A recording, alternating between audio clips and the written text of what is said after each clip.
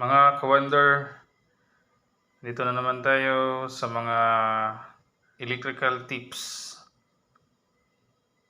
Kung baguhan pa po kayo, kung wala pa po kayong masyadong idea about electrical wiring, mas maganda mag-research muna, at kung wala ka talagang dedication para gawin to, huwag mo na lang subukan kasi delikado. Pero kung malakas yung loob mo at gusto mong matuto, tara, usap tayo. I-explain ko sa inyo ngayon yung paano ba papailawin yung isang valve.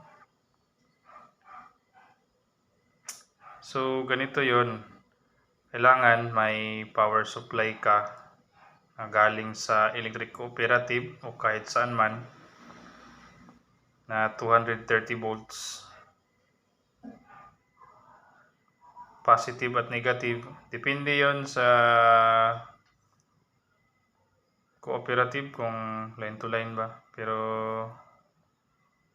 sa mga provinces, line to ground. Okay. Ganito lang, kailangan lang natin ng junction box, switch, power supply at valve. Ganito lang kasimple ang wiring, mga ka-wonder. Pasensya na sa video ko, mga ka-wonder.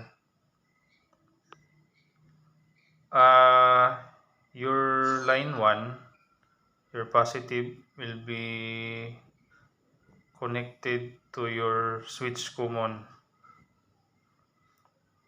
Ito yung switch sa mga bahay natin, yung nakikita natin sa mga bahay.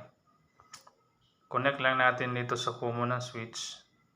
Tapos yung return ng switch papunta dito sa junction box. Then pagkatapos connect natin sa ilaw, yung isang linya.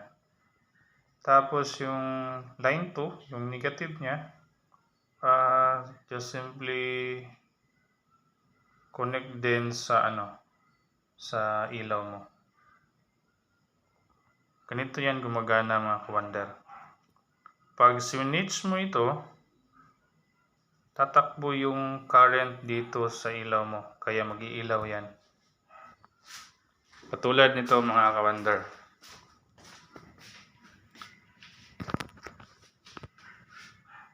Yan.